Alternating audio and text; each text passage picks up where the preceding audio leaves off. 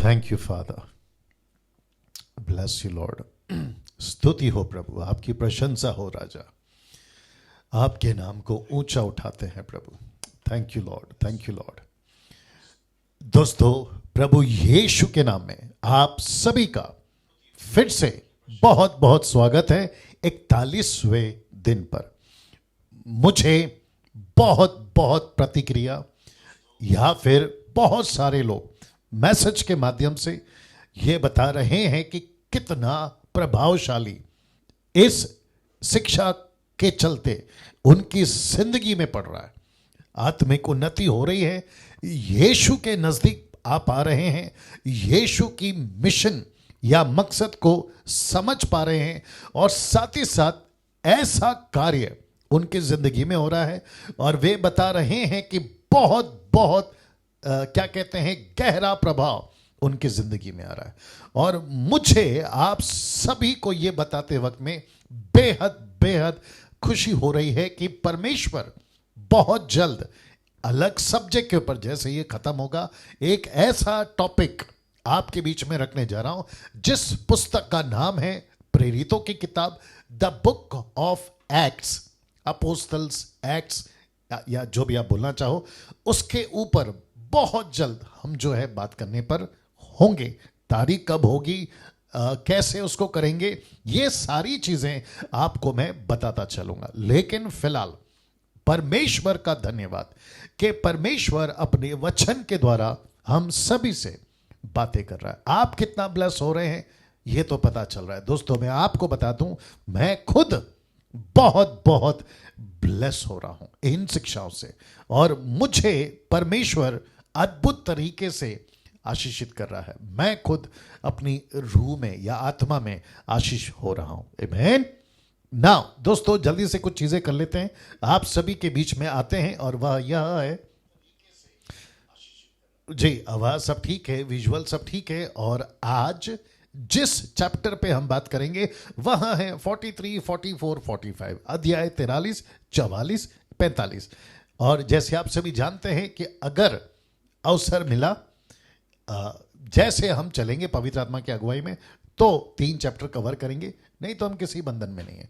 जैसे पवित्र आत्मा चलाता है वैसे हम लेकर जो है उसको चलेंगे ना। दोस्तों, जल्दी से कुछ चीज़ें कर लेते हैं, आप लोग कनेक्ट होते चले जाएं।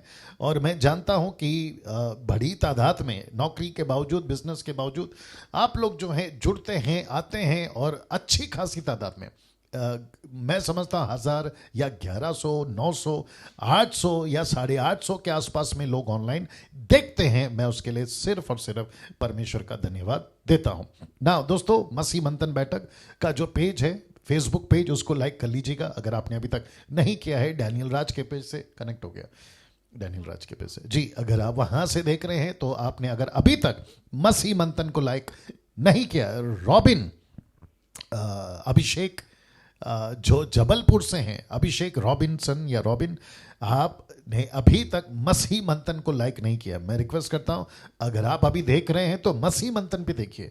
आप अक्सर मुझे पाए गए हैं डैनियल राज के पेज से देखते हुए, तो ऐसा ना करें। साथ ही साथ मसीह मंथन बैठक वर्ल्ड ग्रुप जो चलता है, मुझे लगता है 2100 के ऊपर लोग अभी भी जुड़े हुए हैं हमारे साथ में, और वो ग्रुप चलता है टेलीग्राम ऐप के ऊपर। मेरी विनती है, अगर आपने अभी तक इस ग्रुप को या क्या कहते हैं, इस ऐप को डाउनलोड नहीं किया, मैं रिक्वेस्ट करता हूं जल्दी से आप लोग उसको कर लें जी। बहुत जरूरी है। ये ग्रुप क्या है, कैसे काम करेगा, जल्दी बताऊंगा। साथ ही साथ आपको जुड़ने के लिए ये नंबर पे कॉल करना है, ये 3 नंबर, ये 3 नंबर, ऐसे करके टोटल 6 नंबर।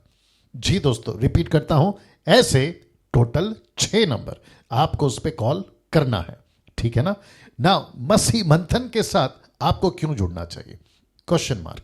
रिपीट करता हूं, मसीह मंथन के साथ आपको क्यों जुड़ना चाहिए, उसके बारे में आपको जल्दी से बताता चलूं।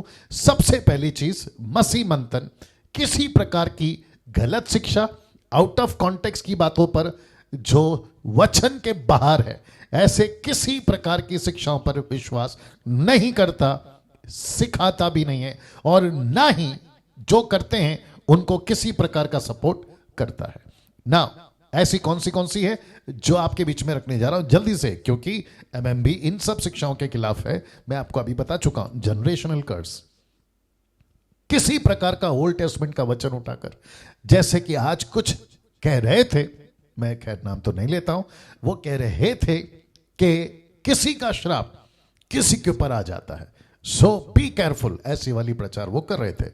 तो वचन सपोर्ट नहीं करता जब ये प्रचार करते, या ऐसे लोग जब भी प्रचार करते, आपको सिर्फ इतना ध्यान देना है कि वो स्क्रिप्चर कौन सा कोट कर रहा है या वचन को कौन सा रख रहा है, और वचन अगर रखा भी तो क्या वो कॉन्टेक्स्ट में है। अगर कॉन्टेक्स्ट में नहीं है, खत्म, उसको मत सुनिए। साथ ही साथ ताइथ, दशमांश, फिर 10 कमांडमेंट्स और सबत, ये सारे के सारे ओल्ड टेस्टमेंट और यहूदियों के, इजरायलियों के कॉन्सेप्ट में है।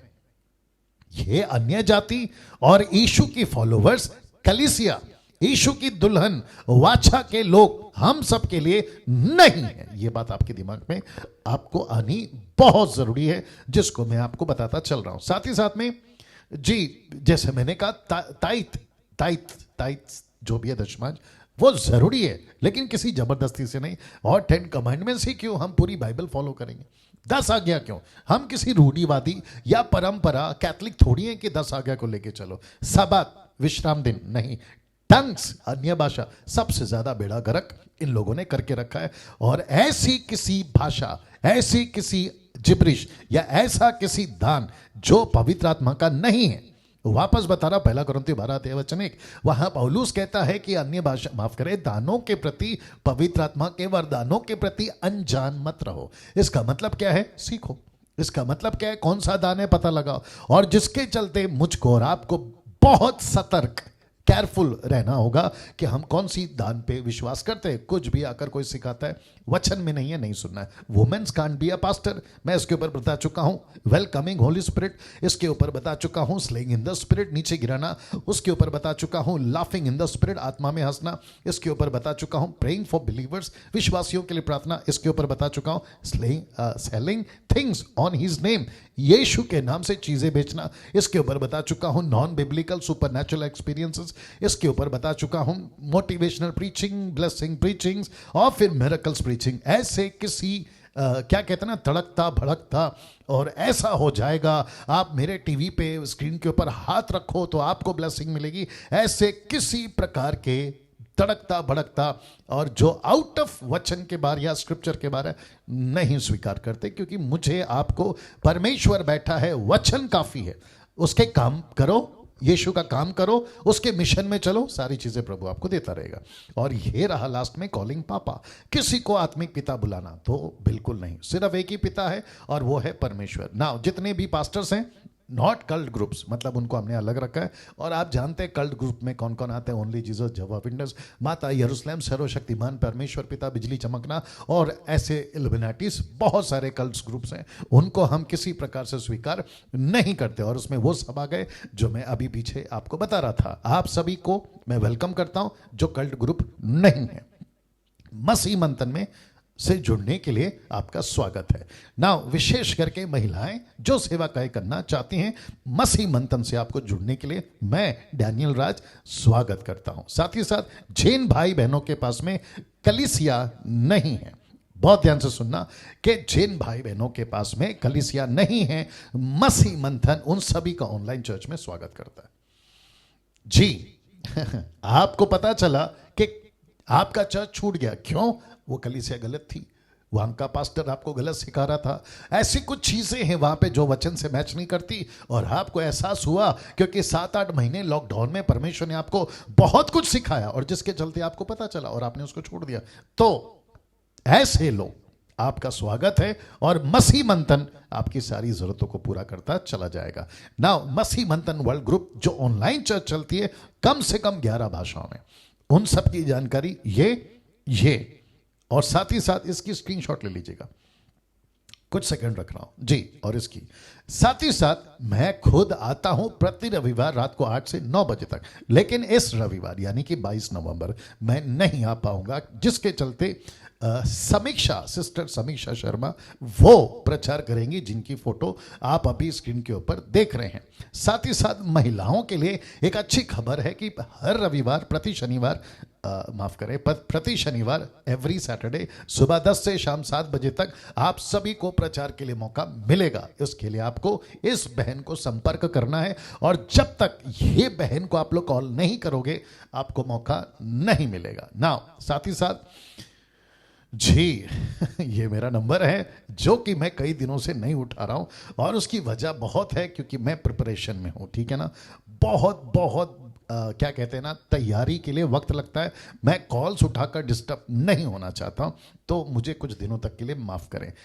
ये सारी जानकारी आपके बीच में है ना। साथ ही साथ डैनियल राज का यूट्यूब चैनल को सब्सक्राइब कर लीजिएगा, मेरी चैनल जहां से मैं पैसे नहीं कमाता। मेरा मकसद एक ही है, वचन आपके मध्य में किसी भी प्रकार के रुकावट के बिना, इंटरप्ट के बिना आपके पास में सीधा पहुंचे। बीच में ऐड आता है, दुनिया भर की उल्टी सीधी बातें आती हैं। मैं नहीं चाहता हूं कि आप उन सब चीजों से डिस्टर्ब हों जिसके चलते ऐसा हमने किया है। तो आप जितनी तादाद में दूसरों को रिकमेंड कर सके या बता सके, जिसके चलते मैं आपका आभारी रहूंगा जी। साथ ही साथ बात करते हैं दशमांश की, जो हमसे जुड़े हैं, मसीह मंथन से जुड़े हैं, ऐसों को मैं कहना चाहता हूं कि फिलहाल आपका दान या दशमांश जो कि मिनिस्ट्री के लिए बहुत जरूरी है, उसको आप लोग फिलहाल अपने पास रखें जब तक ऑफिशियली अनाउंसमेंट नहीं होता कि आपका पैसा किस अकाउंट में डालना है। और जो अकाउंट हम आपसे शेयर करेंगे वो सबकी, मतलब जो टीम है ना, उनकी देखरेख में होगा, पारदर्शिता के साथ, ट्रांसपेरेंसी के साथ में जी।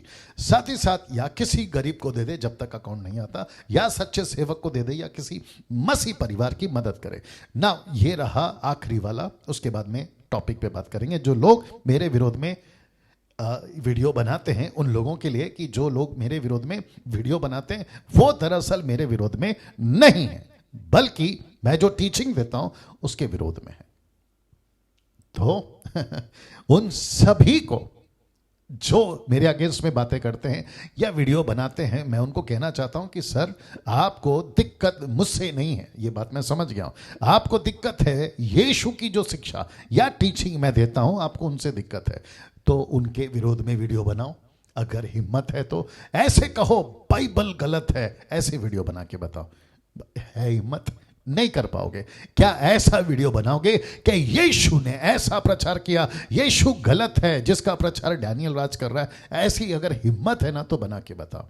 क्योंकि मैं किसको फॉलो कर रहा हूं? यीशु को। किसकी बातें सुन रहा हूं? यीशु की। कौन सी बातों को कोट करता हूं? बाइबल की। अगर आप में हिम्मत है तो यीशु को और बाइबल को गलत बोल के बताइए ना। पौलुस इसलिए तो लिखता है गलतियों 4:15 में, तो वो तुम्हारा आनंद मनाना कहां गया? मैं तुम्हारा गवाह हूं कि यदि हो सकता तो तुम अपनी आंखें भी निकाल कर मुझे दे देते, तो क्या मैं सच बोलने के कारण तुम्हारा बैरी हो गया? जी, अगर आप समझदार हैं आप लोग समझ गए होंगे। लिखा है अगर कोई मेरे विरोध में वीडियो बना रहा है तो वो मेरे विरोध में नहीं बना रहा, बल्कि यीशु की टीचिंग के विरोध में बना रहा है।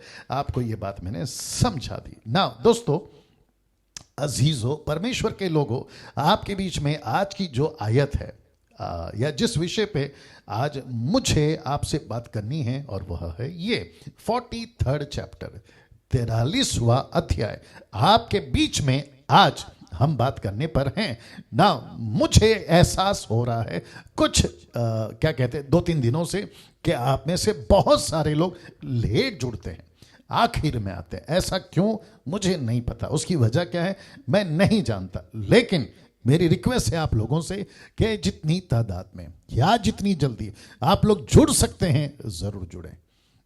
क्या कहते हैं, बहुत बहुत सारा मसाला, आत्मिक मसाला आप सभी को देता हूं, और मैं चाहता हूं कि उस आत्मिक मसाला को या आत्मिक भोजन को जो मिल रहा है पवित्र आत्मा की ओर से, उसको अच्छे से खाइए, ठीक है ना। चलिए, अभी 650 लोग जुड़ चुके हैं। मैं समझता हूं कि मैं और वेट नहीं करूंगा, यहां से स्टार्ट होना चाहता हूं। और साथ ही साथ यूट्यूब पर जितने लोग मुझे देखते हैं, आप सभी का मैं फिर से यीशु मसीह में बहुत बहुत स्वागत करता हूं। चलिए दोस्तों, सबसे पहले आयत या अध्याय 43 चैप्टर 43 या 43 चैप्टर के ऊपर से हम बात करेंगे। और जो टाइटल है इस पूरी आयत का या अध्याय का, वह यह है कि बिन्यामीन के साथ मिस्र देश जाना। किसका? बहुत ध्यान से सुनिएगा। एक ऐसा भाई जिसका नाम है यूसुफ, एक ऐसा भाई जो यूसुफ की कैद में है और उसका नाम है शिमोन।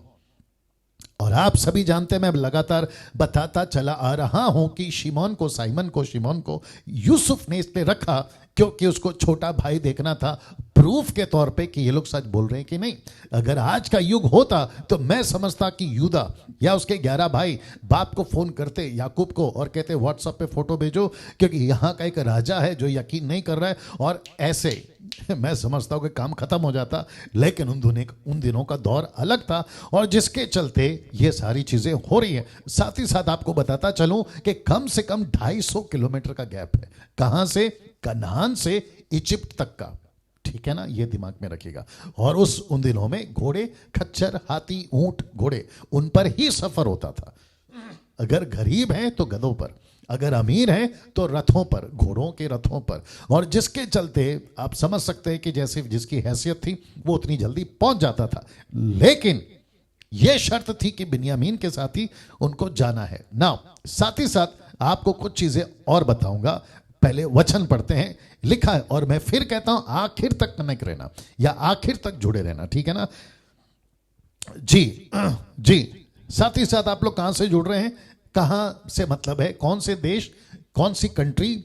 मसी मंथन से है तो एमएमबी, जीएमटी है तो जीएमटी, और या आपका जो शहर है उसका नाम, ठीक है ना, उसको भी करते जाइएगा। और साथ ही साथ 700 लोग जुड़ गए हैं। और साथ ही साथ टिक टिक चलता रहे। कौन सा टिक टिक? थंब और हार्ट। और साथ ही साथ आपका कमेंट्स लिखते भी रहिए, नोट्स भी बनाइए और सेम टाइम बिजी रहिए, ये सारी चीजें में को करने के लिए। चलिए दोस्तों, वचन आपके बीच में रखना शुरू कर रहा हूं। लिखा है आयत 1 वचन 1, लिखा है कनान देश में अकाल और भी भयंकर होता गया।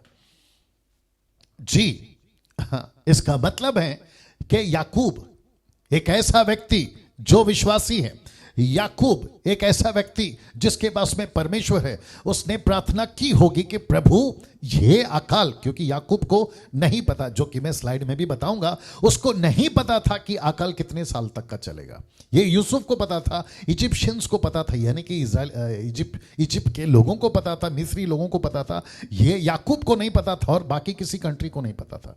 उन दिनों की बात कर रहा हूं। तो याकूब प्रार्थना किया होगा, और लेकिन उल्टा हो रहा है। इसलिए अगर आप परमेश्वर की योजना को नहीं जानते, बहुत ध्यान से सुनना, गहरी बात बोल रहा हूं, अगर आप परमेश्वर की योजना को नहीं जानते और आप उसके विरोध में प्रार्थना करते रहोगे, तुम्हारी पूरी जिंदगी खत्म हो जाएगी और तुम कब्र में उतर जाओगे, लेकिन तुमको प्रार्थना का उत्तर कभी नहीं मिलेगा। इसलिए तो लिखा है ना कि तेरी इच्छा पूरी हो। उसने लिखा तेरी इच्छा पूरी हो। अब आई बात समझ में? तो ऐसा प्रार्थना नहीं करना जिसमें परमेश्वर की इच्छा नहीं है। मेरे पड़ोसी का सत्यानाश हो जाए, कभी नहीं करेगा परमेश्वर। मेरे दोस्त का क्या कहते हैं ना, बिजनेस ठप हो जाए, कभी नहीं होगा। मैं नहीं चाहता कि मेरा सामने वाला जो घर है वो कभी तरक्की करे, यीशु मैं कहता हूं उसका सत्य नहीं होगा। जब तक परमेश्वर की इच्छा आपकी प्रार्थना में नहीं होगी, तब तक परमेश्वर किसी प्रकार का प्रार्थना का उत्तर नहीं देगा। मुझे एक वचन याद आ रहा है, अगर मैं सही हूं, पहला यूहन्ना उसका 5वां अध्याय वचन 14, अगर मैं गलत नहीं हूं 14-15, 1 जॉन चैप्टर 5 वर्स 14 या 15, उसमें लिखा है, अगर नीता जी आप भी सुन रही हैं तो डाल दीजिएगा अगर वही है। लिखा है प्रार्थना परमेश्वर उसी की उत्तर देता है जिसमें उसकी इच्छा शामिल है। आइए देखते क्या लिखा है। बीच में आ जाता है, और अगर आ भी जाता है तो हमने सुनना है, क्योंकि उसमें बहुत कुछ हमको सीखने को मिलता है। जी 1 जॉन चैप्टर 5 वर्स 14, वही है 14 आई होप सो, बीच बीच में आता है, कहां गया? हाँ वही है। लिखा है और हमें उसके सामने जो हियाव होता है वह यहां है, बड़े ध्यान से सुनना, कि यदि हम उसकी इच्छा के अनुसार कुछ मांगते हैं तो वह हमारी सुनता है। अगर उसकी इच्छा नहीं है वह प्रार्थना का उत्तर नहीं देता। वाह दोस्तों, कैसा लग रहा है? तो इसका मतलब है कि ये प्रार्थना करे होंगे, भयंकर अकाल है, अब कितने दिन तक जीना। याद रखो पूरी पृथ्वी पे अकाल था, फैमिन पूरी पृथ्वी पे, और जिसके चलते तकलीफ बढ़ रही थी ना। वचन 2 लिखा है जब वह अन्न जो वे मिस्र से लाए थे समाप्त हो गया। तब उनके पिता ने उससे कहा, फिर जाकर हमारे लिए थोड़ी सी भोजन वस्तु मोल ले आओ, और याद रखो अभी तक साइमन कहाँ है? यूसुफ के पास। लेकिन कौन सा? 5 स्टार होटल में नहीं है, वो किसी कैद में है। लेकिन मैं समझता हूं कि यूसुफ ने उसके ऊपर रहम किया होगा, जिसको मूसा बाबा ने नहीं लिखा। नाउ फिर उसने कहा, जाकर भोजन वस्तु ले आओ। लेकिन अब यहां एंट्री होती है एक ऐसे कैरेक्टर की जिसका नाम है यहूदा, और ये काफी देर तक चलेगा, यहूदा यहूदा यहूदा। और आप सभी जानते हैं कि यहूदा कौन है, और ये वो गोत्र है। याद रखो, ये वो ट्राइब, ये वो गोत्र है जिसमें से यीशु पैदा होता है। गोत्र यीशु पैदा होता है। अब लिखा है, जिसको मैंने स्पॉट किया है, नाउ लिखा है, तब यहूदा ने उससे कहा, किससे? याकूब से। उस पुरुष ने हमको चेतावनी देकर कहा, यदि तुम्हारा भाई तुम्हारे संग ना आए तो तुम मेरे सम्मुख ना आने पाओगे। याकूब शायद भूल गया था, बुढ़ा हो गया था ना, याकूब शायद भूल गया था, क्योंकि उसको पता था मेरा छोटा भाई, क्योंकि उसका प्यार तो छोटा भाई पे, बेंजामिन पे, उसको तो मैं नहीं बेचूंगा। लेकिन शायद इसके दिमाग से निकल गया कि वहां पे बेंजामिन, क्या नाम है, साइमन है, उसको छुड़ाना है। और उसको ये लोग शायद भूल गए, मेरा अपना इंटरप्रेट है, लिखा तो नहीं है, लेकिन इसका जिक्र नहीं हो रहा ना। अब इसको देखिए, वचन 4 लिखा है, इसीलिए यदि तू हमारे भाई को हमारे संग भेजे, तो लिखा है, तब तो हम जाकर तेरे लिए भोजन वस्तु मोल लाएंगे। मैंने इसलिए कहा, याकूब को नहीं पता था कि अकाल 7 साल का है। मैंने बोला था ना आपको, नहीं पता, इसलिए मैंने यहां पे इसको डाला है। नाउ 800 लोग जुड़ चुके हैं, मैं रिक्वेस्ट करता हूं आखिर तक बने रहेगा। नाउ दोस्तों, यहां से बात को फिर से आगे बढ़ाऊंगा कि याकूब को नहीं पता था कि अकाल कितने समय का है, और जिसके चलते उसको लगा अगले महीने, अगले हफ्ता, अगले दिन समाप्त हो जाएगी, एक अच्छी खबर आएगी कि अब सब कुछ ठीक है, बारिश हो रही है, अनाज उग रहा है, मार्केट में सब कुछ मिल रहा है, कांदा, बटाटा, अलाना फलाना, सब कुछ मिल रहा है। ऐसी कोई रिपोर्ट उसको मिलेगी। लेकिन आपको बताता चलूं कि कम से कम 7 साल तो नहीं मिलेगा, और जो ये अभी भोजन ला रहे ना, ये 7 साल का बिगिनिंग है।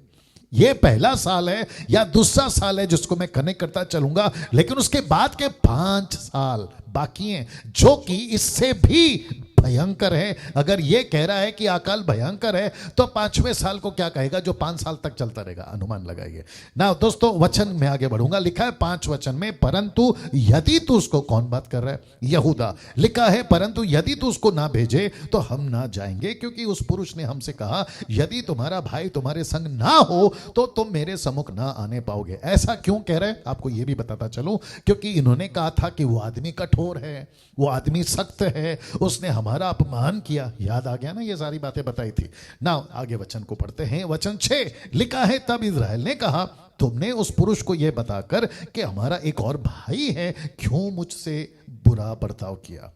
सबसे पहले याकूब बोल रहा है, चिढ़ गया। याकूब को चिढ़ आ रही है, गुस्सा आ रहा है। क्यों? अपने भाई से, बेटे से प्यार करता है, यूसुफ को प्यार करता था, वो चला गया, बचा है बिन्यामीन। अब इसको चिढ़ आ रही है। सबसे पहली बात, यहूदा, तुम लोगों ने छोटे भाई की चर्चा करी क्यों? ऐसी नौबत ही नहीं आती और सब कुछ ठीक होता। लेकिन अभी आइए देखते आगे क्या लिखा है, वचन 7, उन्होंने कहा, जब उस पुरुष ने हमारी और हमारे कुटुंबियों की स्थिति के विषय में इस रीति से पूछा, क्या तुम्हारा पिता अब तक जीवित है? क्या तुम्हारा कोई और भी भाई है? तब हमने इन प्रश्नों के अनुसार वर्णन किया। फिर हम क्या जानते थे कि वह कहेगा कि अपने भाई को यहां ले आओ? हम नहीं जानते थे ना। लेकिन हम और आप, अभी मैं और आपकी बात कर रहा हूं, लेकिन हम सभी को पता है कि याकूब ने ऐसा, माफ करें, यूसुफ ने ऐसा क्यों किया, हम सभी जानते हैं जी। और ये सब कुछ परमेश्वर की लिखी हुई, या जिसको कह सकते हैं डायरेक्ट की हुई सब कुछ बातें हैं, क्योंकि परमेश्वर को एक ऐसा राष्ट्र बनाना था, या एक ऐसा कौम पैदा करना था पूरी दुनिया के लिए जिसका दबदबा इस तरीके से हो। क्या बात है। वचन 8 लिखा है, फिर यहूदा ने अपने पिता इस्राएल से कहा, इस लड़के को मेरे संग भेज दे कि हम चले जाएं, इससे हम और तू और हमारे बाल बच्चे मरने ना पाएंगे, वरना जीवित रहेंगे। इसका मतलब है कि मुसीबत याकूब पर भी है, मुसीबत बच्चों पर भी है, और मुसीबत पोते पोतियों पर भी है, और मुसीबत इनके पूरे 70 73 लोगों पर है, जिसका जिक्र जैसे जैसे हम आगे बढ़ेंगे आपके बीच में करता चला जाऊंगा। वचन 9 बहुत इंटरेस्टिंग है, इसलिए मैंने उसको ब्लैक में स्पॉट किया है। लिखा है, मैं उसका जामीन होता हूं, मैं उसकी गारंटी लेता हूं, मैं उसके बदले में तुझसे कहता हूं कि मैं जामीन लेता हूं। ऐसा किसने कहा? एक लड़का था जिसका नाम था रूबेन, और रूबेन वह है जो लिया का पहला बेटा और याकूब का पहला बेटा और घर का टोटल परिवार का पहला बेटा। जब उसने बाप को कहा था ना कि मैं जाकर बेंजामिन को भेजो, मैं जाकर उनको सबको लेकर आता हूं, साइमन को भी लेकर आता हूं और सब कुछ ठीक कर दूंगा, लेकिन आपको पता है रूबेन की बात को याकूब ने तवज्जो नहीं दिया, इंपॉर्टेंट नहीं दिया। लेकिन जैसे ही यहूदा आता है, और यहूदा का कनेक्शन मैं यीशु से करूंगा, मेरे साथ में बने रहना, जो कि बहुत बहुत मजा आएगा। जी, मैं सभी को रिक्वेस्ट करना चाहता हूं कि बहुत मजा आएगा, और साथ ही साथ आप लोग जब देखते हैं ना तो इसको खूब शेयर किया करिएगा। वचन 9 में वापस आता हूं, मैं उसका जामीन होता हूं, मैं इसकी गारंटी लेता हूं। और आगे लिखा है, मेरे ही हाथ से तू उसको वापस लेना, यदि मैं उसको तेरे पास पहुंचाकर सामने ना खड़ा कर दूं, तब तो मैं सदा के लिए तेरा अपराधी ठहरूंगा। वचन 10, यदि हम लोग विलंब ना करते तो अब तक दूसरी बार लौट आते। मतलब काफी देर हो गई। साइमन क्या सोच रहा होगा पता नहीं, बोला ये लोग गए और मुझे फंसा के गए। बात को आगे बढ़ाते हैं। वचन 11, याकूब का स्टेटमेंट सुनिए। लिखा है, तब उनके पिता इजराइल ने, याद रखो इजराइल यानी याकूब, तब उसके पिता इजराइल ने उनसे कहा, यदि सचमुच ऐसी ही बात है तो यह करो। क्योंकि याकूब को एक ऐसा व्यक्ति चाहिए था जिसको कहते हैं ईमानदार, रिस्पॉन्सिबल, और जो अपने शब्द पे सटीक हो। एक ऐसा व्यक्ति चाहिए था। और परमेश्वर ने भी आज से 2000 साल पहले, सुन लो तुम हिंदू, सुन लो तुम मुस्लिम, सुन लो तुम बुद्धिस्ट, सुन लो तुम यहूदी, और जितने पृथ्वी के इंसान हो, तुम सभी से बात कर रहा हूं। तुम गरीब से अमीर से, Tata type, Ambani type, London के प्रिंस टाइप नेता, अभिनेता, रोडपति, करोड़पति, सबसे बात कर रहा हूं कि आज से 2000 साल पहले भी ऐसे ही एक बाप ने जो ऊपर बैठा है, जिसको कहते हैं एलोहिम, जिसको कहते हैं सर्वशक्तिमान ऑलमाइटी गॉड, उसने भी कहा, अगर ऐसा ही है यीशु, अगर तू मरने को तैयार है तो मैं तुझे बेचता हूं। वाह, मैं तुझे बेचता हूं। क्या बात है दोस्तों, क्या अमेजिंग परमेश्वर है हमारा। मैं चाहता हूं कि आपका जो ये चलता रहे जी, इसको बिजी रखो। वापस आते हैं, सृष्टिकर्ता परमेश्वर ने, मुझे नहीं पता कि जब सवाल जवाब होगा, मुझे नहीं पता कि कौन से प्रश्न है, और आपको बताता चलूं कि हम एक हफ्ता या 4 दिन या 5 दिन या 6 दिन, मुझे नहीं मालूम कितना दिन करेंगे, लेकिन इस पुस्तक के प्रति, जैसे दानियल की पुस्तक के लिए मैंने 3 दिन रखा था, जिसको एक प्रोग्राम चलाया था, क्वेश्चन एंड आंसर, मतलब आप सवाल पूछो मैं आपको जवाब दूंगा। तो उस प्रोग्राम को हम करने पर हैं, और मुझे ऐसा लगता है कि उसका नाम ये रखेंगे कि दानियल से सवाल पूछो और वो जवाब देगा, ऐसा कुछ। देखते हैं क्या होता है ना जी। तो सबसे पहले वापस बताता चलूं, मैं ये बता रहा था कि अगर कोई सवाल पूछेगा उन दिनों में तो पूछेगा, लेकिन अभी आपको पता है यहां पे एक स्टेटमेंट आया। कौन सा स्टेटमेंट था? ये वाला, कहां गया जी, ये वाला।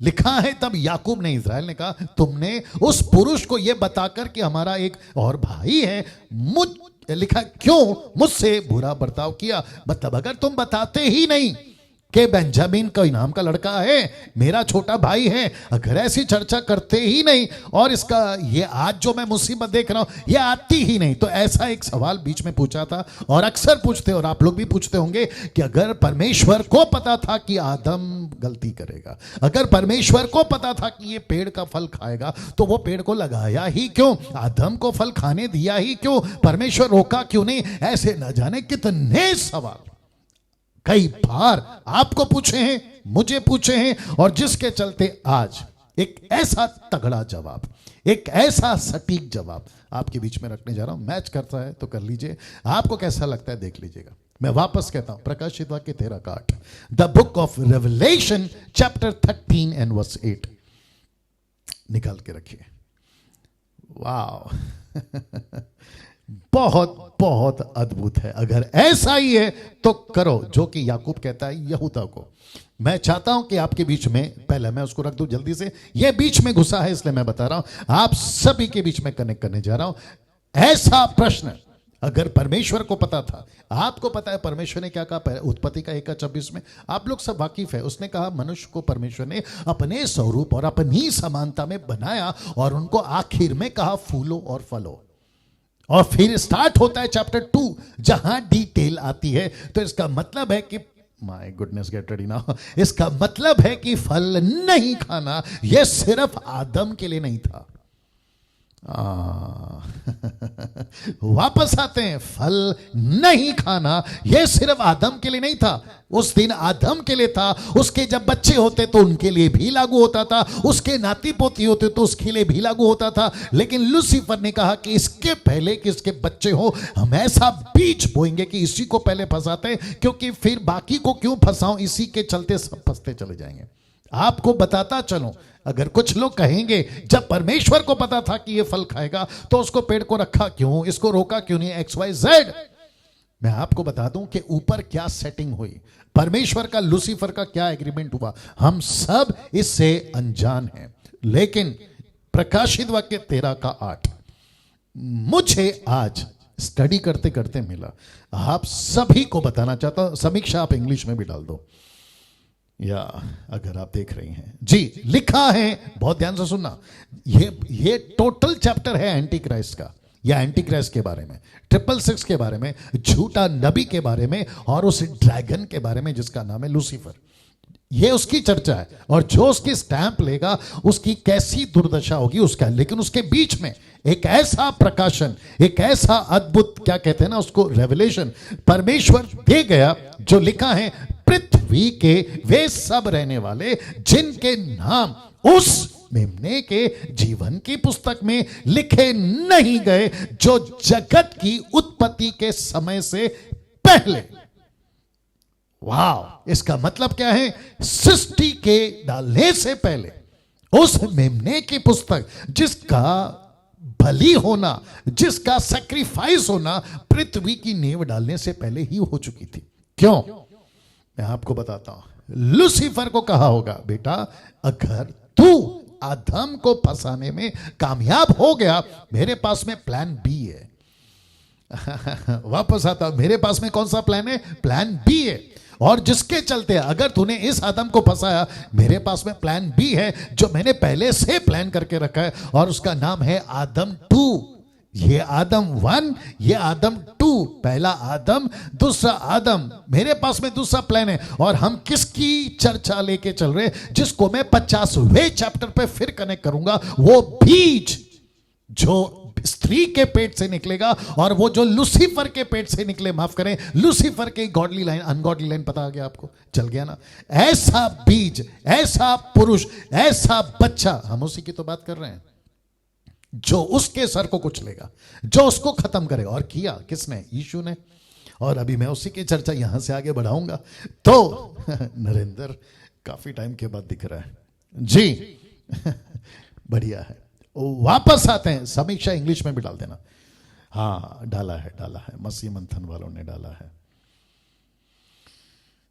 Life of lambs slain from the found, हाँ ये देखो, फाउंडेशन ऑफ द वर्ल्ड, मतलब पृथ्वी की नींव डालने से पहले उस जिसको कहते हैं ना प्लान बी, यीशु उपलब्ध था। पहला आदम फेल, ये परमेश्वर ने बोला नो प्रॉब्लम, मेरे पास में प्लान बी है, सेकंड आदम, दूसरा आदम, और दूसरा आदम फेल नहीं हुआ। और मैं इसलिए तो कह रहा हूं कि पृथ्वी के जितने इंसान है ना, तुम बड़े ध्यान से सुनो, तुम कौन से धर्म के हो, से कोई फर्क नहीं पड़ता, तुम किसको लेकर चलते हो, किसको मानकर लेकर चलते हो, कोई फर्क नहीं पड़ता, क्योंकि मैं 50वें दिन पे कनेक्ट करूंगा कि किसने बेड़ा गर्क किया है। लेकिन आप सभी के लिए अब एक न्यूज है, और वो न्यूज है जिसको कहते हैं गुड न्यूज, और वो गुड न्यूज है यीशु के बारे में। क्या बात है, वाह।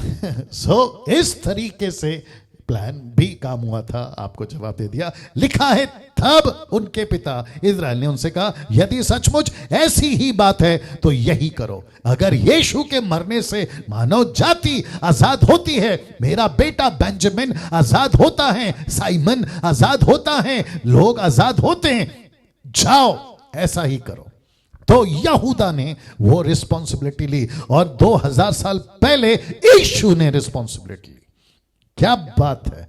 मैं रिपीट कर दूं कि यीशु ने जिम्मेदारी ली, इसलिए हम यीशु के प्रचारक हैं। और इसीलिए शैतान को बड़ी तकलीफ होती है जब ऐसा प्रचार सोशल मीडिया पर, यूट्यूब पर, फेसबुक पर, व्हाट्सएप पर, सड़कों पर, गलियों पर, चर्चों में, घरों में, मोहल्लों में, पड़ोसियों में, तो उसको बड़ी तकलीफ होती है, क्योंकि उसको अच्छे से पता है अगर किसी ने अपना मन फिरा लिया तो फिर उसका खाते में से या उसकी लिस्ट में से एक नाम कट गया ना। दोस्तों आगे बढ़ूंगा। इसलिए लिखा इस टाइम भाग रहा है। लिखा है इस देश की उत्तम उत्तम वस्तुओं में से कुछ कुछ अपने बोरों में उस पुरुष के लिए भेंट ले जाओ, जैसा थोड़ा सा बलसान, थोड़ा सा मद और थोड़ा सा सुगंध द्रव्य और गंधरस, पिस्ते, बादाम। अच्छी चीज है। वचन 12, फिर अपने अपने साथ दुगना रुपए ले जाओ, क्योंकि याकूब ईमानदार था तो उसने बोला पैसा लौटा दो। जो रुपए तुम्हारे बोरों के मुंह पर रख कर लौटा दिए गए थे उसको भी लेते जाओ, कदाचित यह भूल से हुआ होगा। वचन 13, बहुत ध्यान से सुना, अपने भाई को भी संग लेकर उस पुरुष के पास फिर जाओ। वचन 14 बहुत इंपॉर्टेंट है, कहता है सर्वशक्तिमान परमेश्वर उस पुरुष को तुम पर दया दया करेगा, जिसके बाद तुम्हारे दूसरे भाई को बिन्यामीन को भी आने दे, और यदि मैं निर्वश हुआ तो होने दो। मतलब तुम जाओ, परमेश्वर ऊपर बैठा है जो तुम्हारी सहायता करेगा। और ऐसी बातों से याकूब ने उनको कहा जाओ। नाउ जा कौन रहा है? यहूदा। बाकी 8 लोग भी हैं, लेकिन जिम्मेदारी किसने ली? यहूदा। इसको दिमाग में रखेगा। वचन 15 लिखा है, तब उन मनुष्यों ने वहां भेंट और दूना रुपया। अब जरा ब्रैकेट, मतलब जिसको मैंने बड़ा किया ना फॉन्ट, उसको देख लीजिए। लिखा है बिन्यामीन को भी संग लिया। मतलब ये कंफर्म हो गया कि अब बिन्यामीन उनके साथ में है। और लिखा है और चल दिए और मिस्र पहुंचकर यूसुफ के सामने खड़े हुए। लिखा है वचन 16, उनके साथ बिन्यामीन को देखकर यूसुफ ने अपने घर के अधिकारी से कहा। किसने? यूसुफ ने। किसको देखकर? बेंजामिन को देखकर, बिन्यामीन को देखकर कहा, उन मनुष्यों को घर में पहुंचा दो और पशु मारकर भोजन तैयार करो, क्योंकि वे लोग दोपहर को मेरे संग खाना खाएंगे या भोजन करेंगे। वचन 17, तब अधिकारी पुरुष यूसुफ के कहने के अनुसार उन पुरुषों को यूसुफ के घर में ले गया। जब वे यूसुफ के घर को पहुंचाए गए तब वे आपस में डर कर कहने लगे, जो रुपया पहली बार हमारे बोरों में लौटा दिया गया था, उसी के कारण, अब इनका डर देखो, उसी के कारण हम भीतर पहुंचाए गए, जिससे कि वह पुरुष हम पर टूट पड़े। क्योंकि इनको तो नहीं पता ना कि खाने के लिए प्लानिंग किया, इनको तो नहीं पता ना कि दोपहर का भोजन इनके साथ होगा। तो बात कुछ अलग चली यूसुफ की उसके अधिकारी के साथ, लेकिन इनको कहा गया चलो घर पे, चलो यूसुफ के घर पे। ये चक्कर है जिसके चलते उन्होंने कहा ऐसा हो रहा है और हमारे गधों को भी छीन ले। जी वचन 19 लिखा है, तब वे यूसुफ के घर के अधिकारी के निकट जाकर घर के द्वार पर इस प्रकार कहने लगे कि हमारे प्रभु, जब हम पहली बार अन्न मोल लेने को आए थे तब हमने सराय में पहुंचकर अपने बोरों को खोला तो क्या देखा कि एक एक जन का पूरा पूरा रुपया उसके बोरों के मुंह पर रखा है। मतलब ये लोग अपनी तरफ से सफाई दे रहे हैं कि यार पहले तो खाना दिया था, 2-3 बात हुई थी, डांटा था, फिर हमको भेज दिया था साइमन को रखकर, लेकिन अभी हमको अलग से वीआईपी ट्रीटमेंट क्यों? कहीं हमको मार पड़ने वाली है, कहीं हमसे आ रही है ना बात समझ में? ये वाला चल रहा है। तब लिखा है सराय में पहुंचकर खोला तो सबका पैसा उसी में मिला। वचन 22 लिखा है, दूसरा रुपया भी भोजन वस्तु मोल लेने के लिए लाए हैं। मतलब हम तेरा पूरा पैसा लौटा रहे हैं और हम नहीं जानते थे कि हमारा रुपया हमारे बोरों में किसने रख दिया। वचन 23 उसने कहा तुम्हारा कुशल हो। किसने? उस नौकर ने, नॉट यूसुफ ने। लिखा है तुम्हारा कुशल हो, मत डरो, तुम्हारा परमेश्वर। यूसुफ होता तो क्या बोलता? परमेश्वर बोलता, लेकिन ये तो नौकर है ना उनका। तो उसने कहा तुम्हारा परमेश्वर, जो तुम्हारे पिता का भी परमेश्वर है, उसी ने तुमको तुम्हारे बोरों में धन दिया होगा। आगे पढ़ते हैं, तुम्हारा रुपया तो मुझको मिल गया था। ये झूठ है। ये झूठ है। लिखा है तुम्हारा रुपया तो मुझको मिल गया था। नौकर झूठ बोल रहा है, याद रखो। फिर शिमोन को निकालकर उसके संग कर दिया। तब आई जान में जान। किसकी? शिमोन की। बोला बाप रे, आखिरकार भाइयों का शक्ल देखा कई दिनों के बाद। अब कितने दिन बीते ये हम नहीं जानते, लेकिन कम से कम कई दिनों के बाद में। वचन 24 लिखा है, तब उस जन ने उन मनुष्यों को यूसुफ के घर में ले जाकर जल दिया, मतलब पानी दिया। तब उन्होंने अपने पांव को धोया। फिर उसने उनके गधों के लिए चारा दिया। अब जरा यहां पे ना बैलेंस हो रहा है, मतलब जरा तसल्ली मिल रही है। आगे वचन पढ़ते 25 लिखा है, तब ये सुनकर कि आज हमको यहीं भोजन करना होगा, उन्होंने यूसुफ के आने के समय तक अर्थात दोपहर तक वह भेंट को इकट्ठा कर रखा। तो अब यहां पे कंफर्म हो गया कि आज हमको खाना यूसुफ साहब के साथ में खाना है। वचन 26, मैं इतना फास्ट इसलिए जा रहा हूं, मजेदार चीज आपको बतानी है। वचन 26 लिखा है, जब यूसुफ घर आया तो वे भेंट को जो उनके हाथ में थी उसके सम्मुख घर में ले गए और भूमि पर गिरकर उसको दंडवत किया। याद आ रहा ना दंडवत? हाँ। वचन 27 उसने कहा कुशल, उसने उनका कुशल पूछा और कहा, जरा शब्द पे ध्यान देना, उसने कहा क्या तुम्हारा बूढ़ा पिता जिसकी तुमने चर्चा की थी कुशल से हैं? क्या वो अब तक जीवित है? इसकी चिंता देखो यार, क्या गजब का लड़का है। कौन? यूसुफ। लड़का बोलना गलत होगा, अभी तो आदमी बन गया, ठीक है ना। और इसके बच्चे भी हो गए, मैं आपको बताऊंगा बाद में, ठीक है ना। लिखा है, अच्छा ये ऐसा क्यों पूछा उसने? आपका पिताजी जिंदा है क्या?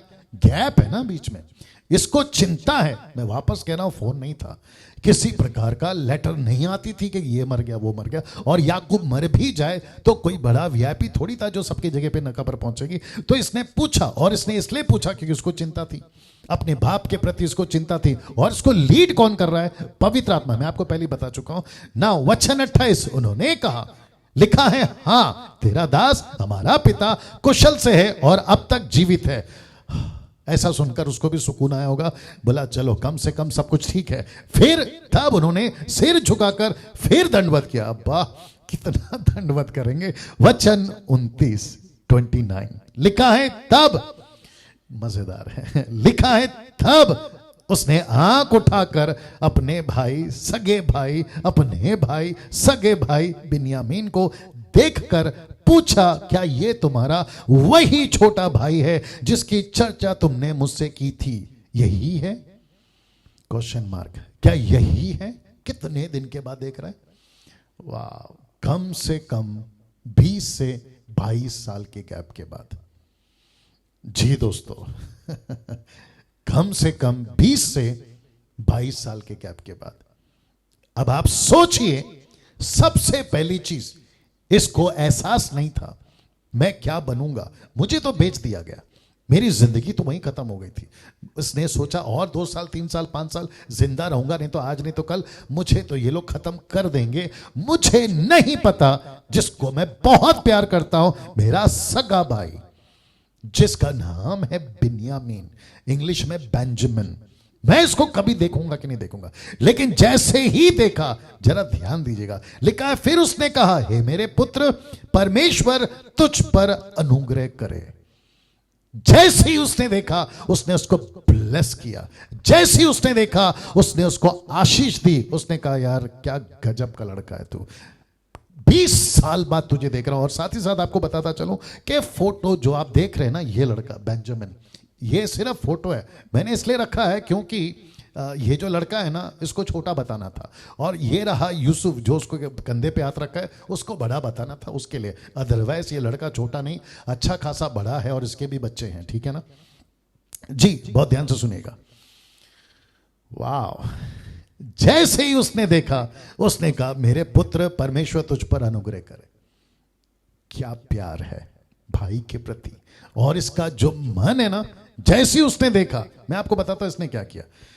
ऐसा लिखा है, पहला फोटो देख लो, और ये दूसरी बार है जब यूसुफ रो रहा है, दूसरी बार है। एक बार अपने भाइयों को देखकर और एक बार बेंजामिन को देखकर। लिखा है वचन 30 में, लिखा है, तब अपने भाई के स्नेह से मन भर आने के कारण और यह सोच कर कि मैं कहां जाकर रहूं, यूसुफ तुरंत अपनी कोठरी में गया और वहां रो पड़ा। क्या प्यार है दोस्तों, क्या अमेजिंग आदमी है ये। मुझे बहुत बहुत, मैंने बीच में एक प्रचार किया था यूसुफ की 10 कहानी।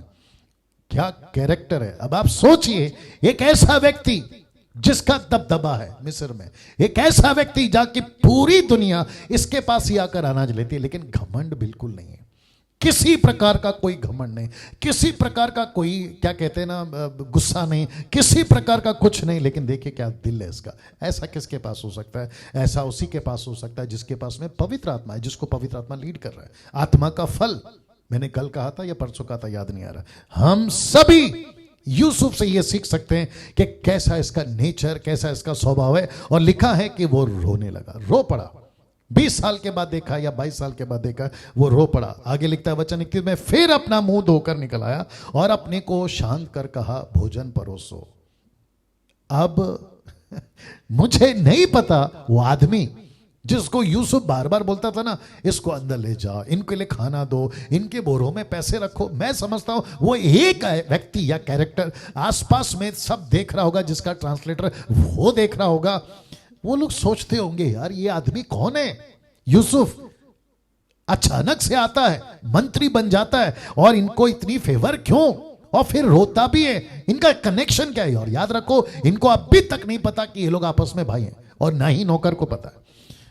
मजेदार चीज आएगी आएगी। वचन 32 लिखा है, तब उन्होंने उसके लिए तो अलग और भाइयों के लिए भी अलग, क्योंकि मिस्री, देख लीजिए, जो मिस्री उसके संग खाना, और जो मिस्री उसके संग खाते थे उनके लिए भी अलग भोजन परोसा, इसलिए कि मिस्री इब्रियों के साथ भोजन नहीं कर सकते, वरना मिस्री ऐसा करना घिनना समझते थे। मतलब दूसरों के साथ वो खाना नहीं खाते थे, उनका अपना रुबाब होगा, वो बात अलग है। वचन 33 लिखा है, सो यूसुफ के भाई उसके सामने बड़े बड़े पहले और छोटे छोटे पीछे अपनी अपनी अवस्था के अनुसार कर्म से बैठाए गए। यह देख वे विस्मित होकर एक दूसरे की ओर देखने लगे। वचन 34 लिखा है, तब यूसुफ अपने सामने से भोजन वस्तु उठा उठा कर उनके पास भेजने लगा। बिन्यामीन को बहुत ध्यान से सुनना, बिन्यामीन को अपने भाइयों से 5 गुना भोजन वस्तु मिली। उन्होंने उसके संग मन माना खाया। आप जरा ध्यान से सुनना, किसको ज्यादा मिल रहा है? बेंजामिन को सबसे ज्यादा खाना किसको मिल रहा है? बिन्यामीन को। और साथ ही साथ बड़े ध्यान से सुनना, उसका प्यार किसका? यूसुफ का। अभी अभी ऐसा भरकर आया कि उसकी आंखों से आंसू निकल गए। ना गले लगा सकता है, ना प्यार कर सकता है, ना बंधा हुआ है, क्योंकि उसने अभी तक खुद को प्रकट नहीं किया। एक फोटो रख रहा हूं जो आपको थोड़ी सी मदद करेगी कि कैसे वो लोग खाना खाते थे। आप लोग ये देख लीजिएगा ना। दोस्तों, बात करते हैं अध्याय 44 की, 44, यूसुफ का भाइयों पर प्रकट करना। मैं आपको जल्दी से बताता हूं कैसे, बस मेरे साथ में कनेक्ट रहिएगा। लिखा है, तब अब उसने अपने घर के अधिकारियों को आज्ञा दी, इन मनुष्यों के बोरों में जितनी भोजन वस्तु समा सके उतनी भर दे। अब वापस वही चक्कर, आप लोग जो पीछे देखे थे। लिखा है, एक एक जन के रुपए को उसके बोरों के मुंह पर रख दे।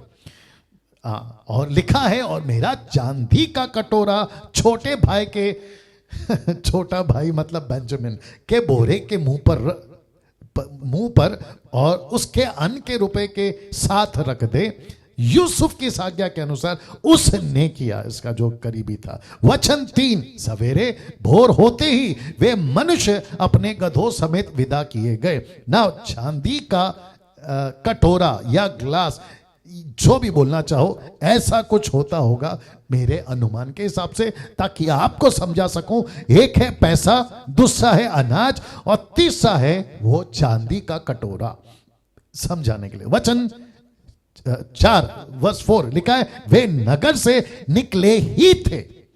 कहां से? नगर से। बस ऐसे थोड़ी दूर गए थे, वे निकले ही थे और दूर ना जाने पाए थे। याद रखो, दूर भी नहीं गए थे। लिखा है वचन में आगे, यूसुफ ने अपने घर के अधिकारी से कहा, उन मनुष्यों का पीछा कर, उन मनुष्यों का पीछा कर, उनको पाकर उनसे कहा, तुमने भलाई के बदले बुराई क्यों की? ऐसी काम क्यों किया? वचन 5, क्या यह वो वस्तु नहीं जिसमें मेरा स्वामी पीता है, मतलब पानी पीता, जूस पीता, XYZ, जिससे वो शकुन भी विचार करता है। मतलब इसके लिए ये चांदी का ग्लास, इंग्लिश ट्रांसलेशन कहता है डिवाइन था। डिवाइन मतलब अलौकिक, उनके इजिप्ट के हिसाब से।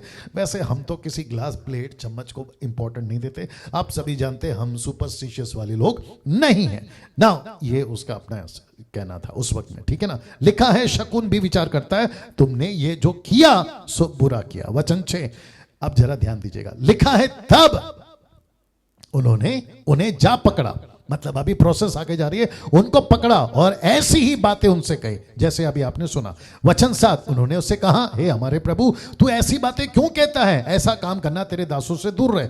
अब ये किसने कहा इसका नहीं लिखा है, बट मैं यहूदा को अभी आपके बीच में ला रहा हूं। वचन 8, लिखा है, देख जो रुपया हमारे बोरों के मुंह पर निकला था, जब हमने उसको कनान देश में ले आकर तुझे लौटा दिया, तब भला तेरी स्वामी के घर में से हम कोई चांदी या सोने की वस्तु कैसे चुरा सकते हैं? ये उनको एक्सप्लेन कर रहे हैं। अभी वचन 9, इनको टक्का पता था, 100%, लाख टक्का, आप जैसा बोलना चाहो, इनको पता था कि हमने चांदी का ग्लास नहीं चोरी किया। वचन 9 लिखा है, तेरे दासों में से जिस किसी के पास ये निकले वह मार डाला जाए। वाह लिखा है वो मार डाला जाए। ऐसा बड़ा शब्द ये यहूदा ही हो सकता है, उसी ने बोला होगा। और लिखा है, और हम भी अपने उस प्रभु के दास हो जाएंगे। वचन 10, अब जरा उसकी शब्द को पकड़ लिया किसने?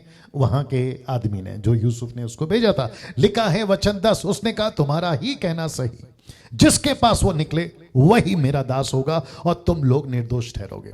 अब उनको थोड़ी पता था कि ग्लास किसके मुंह से निकलेगा, बोरों से निकलेगा। वचन 11, इस पर जल्दी से अपने अपने बोरे को उतार, भूमि पर रखकर उन्हें खोलने लगे। वचन 12, तब वो ढूंढने लगे और लिखा है, बड़े के बोरे से लेकर छोटे के बोरे तक खोज की। वचन आगे कहता है, कटोरा देख लीजिए, लिखा है, कटोरा बिन्यामीन के बोरे में से मिला। मतलब जिसका डर था उसी के बोरे में से निकला। उनको एहसास तक नहीं था ये कैसे हो गया, क्या हो रहा है। और इसलिए लिखा वचन 13 में, तब उन्होंने अपने अपने वस्त्र फाड़े, उन्होंने वस्त्र फाड़े और अपना अपना गधा लाद कर नगर को लौट गए। मतलब वापस यूसुफ के पास पहुंच गए। और ये कुछ फोटो आपके लिए रख रहा हूं, जिसके चलते आपको कुछ एंगल या इमेजिन या कल्पना कर सकते हैं ऐसा कुछ नजारा हुआ होगा। क्या बात है दोस्तों, वाह दोस्तों, एक अद्भुत चीज आपके बीच में अभी मैं रखने जा रहा हूं। वचन 14 लिखा है, जब ब्रैकेट या स्पॉट ब्लैक में आप लोग देख लीजिएगा, यहूदा लिखा है कि जब यहूदा और उसके भाई यूसुफ के घर पहुंचे, और यूसुफ वहीं था और वहां रहेगा भी ना, क्योंकि उसका भाई का प्यार उबल रहा है, उसको भाई को देखना है, उसको साथ में रखना है, और वो चाहता है कि कुछ भी हो जाए, बाकी लोग चले जाएं, 10 लोग चले जाएं, ये जो मेरा भाई है ना बिन्यामीन, मैं इसको रखूंगा। हो सकता है कि उसको बता दे मैं तेरा यूसुफ हूं, मैं तेरा भाई हूं, XYZ, और बाद में कुछ और प्लान करे। लेकिन उसने कहा, यूसुफ वहीं था, वो बिजी नहीं था, वो वहीं था। उसने कहा कुछ भी हो जाए, ये जैसे ही वापस आएंगे, और वापस आएंगे क्योंकि इसने ग्लास रखा है, चांदी का कटोरा रखा है, और उसको तो वापस आना ही था। तब वे उसके सामने भूमि पर गिरे। वचन 15 यूसुफ ने उनसे कहा, तुम लोगों ने यह कैसा काम किया? क्या तुम ना जानते थे, एक्सक्यूज मी, क्या तुम ना जानते थे कि मुझसा मनुष्य शकुन विचार सकता है? फिर वापस कहता डिवाइन, इंग्लिश ट्रांसलेशन आया, ठीक है ना। अब यहूदा बीच में कहां से आ गया? अब इन सब के बीच में यहूदा कहां से आ गया? मैं चाहता हूं कि जल्दी से पिक्चर बनाओ दिमाग में। एक तरफ बाप उधर वेट कर रहा है, दूसरी तरफ एक ऐसा बेटा जिसका नाम है बिन्यामीन, उसका वेट कर रहा है कब आएगा, कब आएगा, कब आएगा। और दूसरी तरफ यूसुफ है, इजिप्ट, मिस्र, जो उसको छोड़ने को तैयार नहीं है। और छोटे भाई के ऊपर एक ऐसी गलती जो उसने नहीं की, उसके ऊपर आ गई। अब एक तरफ छोटा भाई, दूसरी तरफ बाप जो वेट कर रहा है, और तीसरी तरफ है उसके ऊपर इल्जाम यानी यूसुफ, और बीच में एंट्री होती है यहूदा की। अब यहूदा का कनेक्शन मैं पहले ही यीशु से कर चुका हूं, आज देखते हैं क्या कनेक्शन है।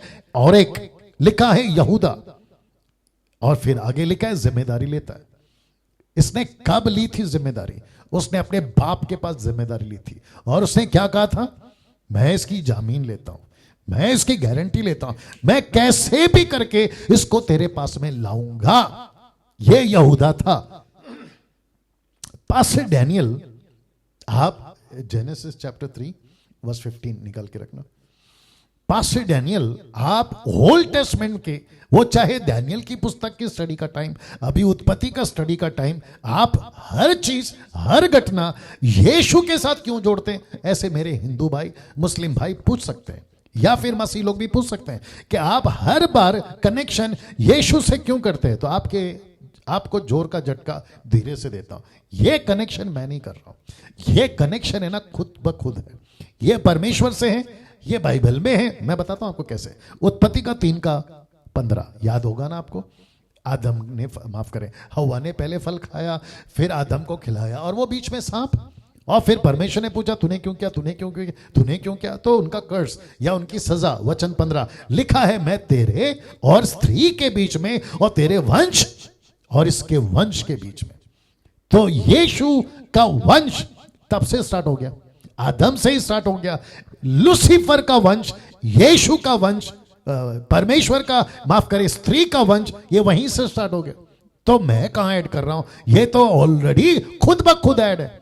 तो यहूदा का गोत्र से यीशु का पैदा होना यह साबित करता है, जैसा अभी यहूदा कहता है मैं लेता हूं जिम्मेदारी। किस चीज की पास्टर डैनियल? जिसको कहते हैं रिकंसिलिएशन, जिसका हिंदी शब्द है मेल मिलाप। याकूब को कहा मैं लेकर आऊंगा तेरा बेटा, और यहां पे यूसुफ से अभी इसकी चर्चा शुरू करिए। यह कहता है मैं मिलाऊंगा, इसलिए मैंने लिखा है कि बच्चे को बाप से मिलाने का, जिसको कहते हैं रिकंसिलिएशन, यानी कि मेल मिलाप। वाह दोस्तों, अजीजों, कैसा लग रहा है? क्या आपके दिमाग में अभी नहीं चल रहा है? पास्टर डैनियल, बात तो सही है, कितना सच्चा है परमेश्वर, कितनी सच्ची है बाइबल, कितनी सच्ची है एक एक घटना, जिसका कनेक्शन हर जगह से यीशु से ही जुड़ता है, यीशु से ही जुड़ता है। तो वो मूर्ख नहीं, महामूर्ख है जो कहते हैं यीशु कैसे गॉड हो सकता है, यीशु कैसे खुदा हो सकता है, यीशु कैसे सर्वशक्तिमान हो सकता है, यीशु कैसे अकेला बचाने वाला हो सकता है। अब आप देखिए ना, मैं चाहता हूं कि जितने मसीह लोग हैं ना, आप अपनी खुद की पीठ थपथपाइए कि आपने यीशु का चुनाव कर कर कोई गलती नहीं की है, बल्कि सटीक और अच्छा काम किया है, और बहुत अच्छा किया है आप जो यीशु के पीछे चल रहे हैं। हम पेड़ पत्ता लकड़ी को नहीं मानते, हम सृष्टिकर्ता जिसका नाम है यीशु, जिसका नाम है एलोहिम, हम उसकी आराधना करते हैं। वाह! तो यहूदा जिम्मेदारी लेता है रिकंसिलिएशन का, बच्चे को बाप से मिलाने का। यहूदा खुद को बदले में देता है। मैं आपको बताता चलूं कि यहूदा खुद को बदले में देता है। 44 का 33 आप पढ़ सकते हैं ना। इसका कनेक्शन मैं आपको बताता चलूं, कुलुस्सियों की किताब उसका पहला अध्याय वचन 20 लिखा है, और उसके ब्रैकेट में यीशु क्रूस पर बहे हुए लहू के द्वारा मेल मिलाप करके। तो किसने किया यहां पे? यहूदा ने। बाप से मिलाने का काम किसने किया? यहूदा ने। और यहां पे सारी सृष्टि को उस ओरिजिनल और इकलौते और सच्चे परमेश्वर पिता से मिलाने का काम इस पुत्र ने किया। इस यहूदा के गोत्र में जो यीशु पैदा हुआ उसने किया। इसलिए तो लिखा है कि क्रूस पर बहे हुए लहू के द्वारा मेल मिलाप कर। और फिर दूसरा कुरिन्थियों 5:18 कहता है, सब बातें परमेश्वर की ओर से हैं, जिसने मसीह के द्वारा अपने साथ हमारा मेल मिलाप कर लिया।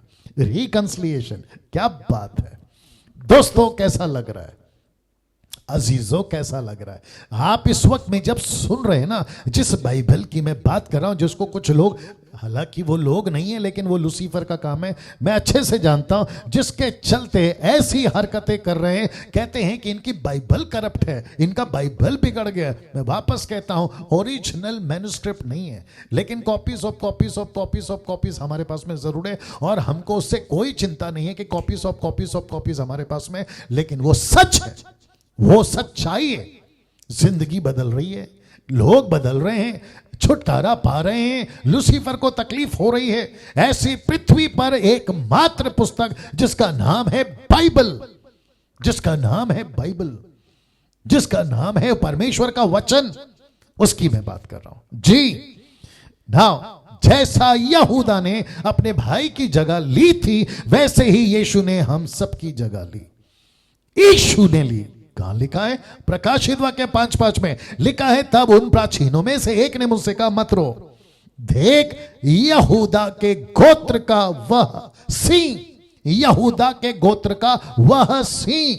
अब ये यहूदा के गोत्र को सिंह, लायन से क्यों जोड़ा? जब आपको मैं बताऊंगा ना आगे 46-47 में जब याकूब का अंत हो रहा होगा, तो उसने 12 गोत्र को बुलाकर जो ब्लेसिंग दी ना, तो उसमें यहूदा को कहा कि तू शेर की नाय लाइक अ लायन, यहूदा सिंह की नाय लायन की तरह गरजेगा।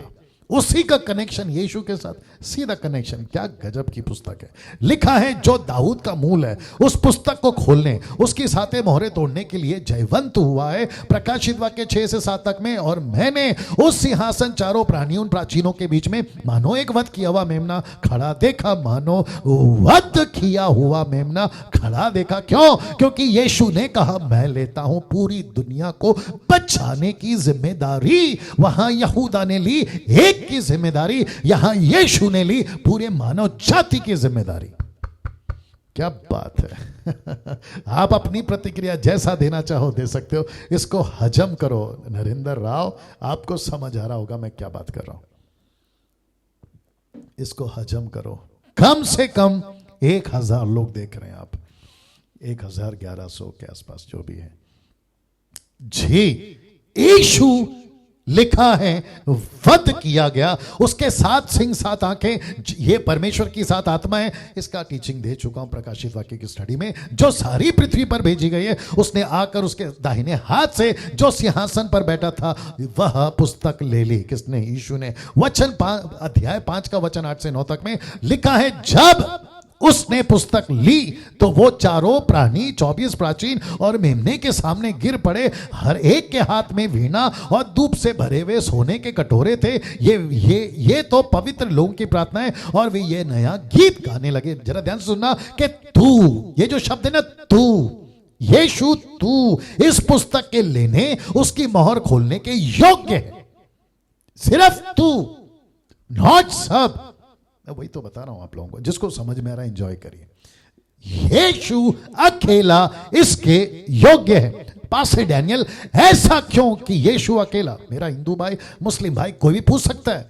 फिर मैं बोलूंगा, भाई यीशु क्रूस पे मरा, तो आप लोग कहोगे हमारा वाला भी मरा। फिर मेरा दूसरा सवाल है, मेरा वाला जी उठा, तेरे वाले का बता। हाँ जी, लिखा है, क्योंकि तूने वध होकर अपने लहू से। अब जरा सुनो, वहां बेंजामिन था ना, बिन्यामीन था ना, यहां पे देखो कौन कौन है। लिखा है, मैं लेता हूं जिम्मेदारी। किसने कहा? यीशु ने। क्या कहा? मैं बहाऊंगा लहू, मैं दूंगा कीमत। लिखा है, हर कुल, भाषा, लोग, जाति परमेश्वर के लोगों के लिए खरीद लिया। किससे? अपने लहू से। क्या बात है। ऐसा यीशु, अगर अभी कोई मुझे सुन रहा है, आपके पास है? अगर नहीं है, जितनी जल्दी हो सके अभी यीशु को सिर्फ इतना कहो, प्रभु मैं विश्वास करता हूं, यीशु मैं विश्वास करता हूं, तू सच्चा परमेश्वर है। जगह पर आपका उद्धार हो जाएगा। इसकी गारंटी रोमियो किताब उसका 9:10 देता है। यदि तो अपने मुंह से उसको प्रभु स्वीकार करे, तेरा उद्धार हो जाएगा। वचन 16 लिखा है, यहूदा ने कहा, इसलिए इसका फॉन्ट को मैंने ब्रॉड किया। लिखा है, यहूदा ने कहा, हम लोग अपने प्रभु से क्या कहें? अभी तो हालत खराब है। दोषी पकड़ा गया। कौन? बेंजामिन। वो भी बेचारा, गलती नहीं है, सब प्लान है ना, मैं बता रहा हूं आपको। लिखा है, हम लोग अपने प्रभु से क्या कहें? हम क्या कहकर अपने को निर्दोषी ठहराए? निर्दोष ठहराए। क्या कहें कि निर्दोष ठहरे? लिखा है, परमेश्वर ने तेरे दासों के अधर्म को पकड़ लिया है। हम और जिसके पास कटोरा निकला वह भी, हम सब के सब अपने प्रभु के दास ही हैं। हम फंस गए। अब वचन 17, उसने कहा, ऐसा करना मुझसे दूर रहे, जिनके पास कटोरा निकला वही मेरा दास होगा। तुम लोग अपने पिता के पास कुशल क्षेम से चले जाओ। मतलब जिसके पास से कटोरा निकला है वो रहेगा, बिन्यामीन रहेगा, तुम जाओगे। क्योंकि यूसुफ को अपने बाप का भी ख्याल था ना। वचन 18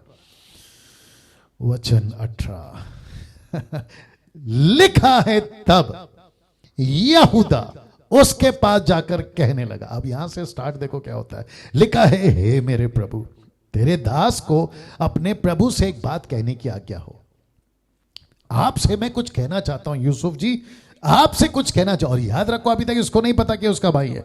मैं कुछ कहना चाहता हूं, अगर तेरा कोप तेरे दास पर ना बढ़ के, क्योंकि तू तो फिरौन के तुल्य है, मतलब तू तो बिल्कुल राजा जैसा है। मैं कुछ कहना चाहता हूं। बोला क्या? वचन 19 लिखा है, मेरे प्रभु ने अपने दासों से पूछा था, मतलब यूसुफ ने पूछा था, क्या तुम्हारे पिता या भाई हैं?